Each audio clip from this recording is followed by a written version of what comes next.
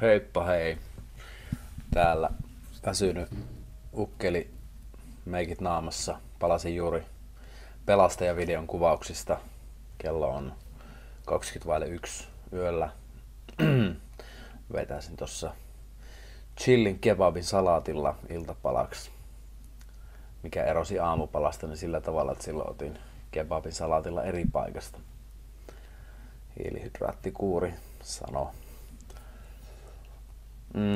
Aamulla lähdettiin aika hyvissä ajoin jo liikenteeseen. Meillä oli PA-treenit tuossa nosturilla. Nähtiin ensimmäistä kertaa vähän toiminnassa meidän videoskriiniä, mikä tulee nyt tulevalle rundille keikoille. Jokaiselle keikalle minne vaan mahtuu. Ja täytyy sanoa, että se näytti kyllä aika saatanan hienolta. Toivotaan, että saadaan vielä huomisen aikana kaikki viimeiset hienosäädöt tehtyä.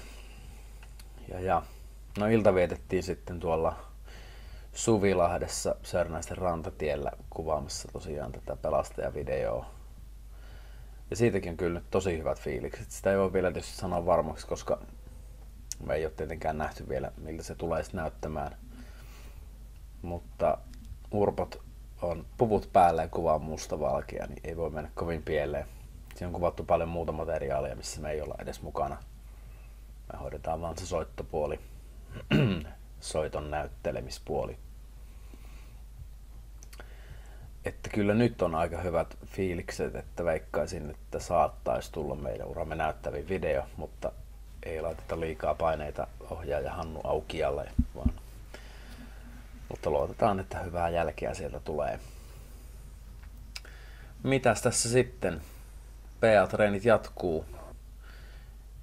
Keikkoja alkaa tulla virallisesti vasta torstaina.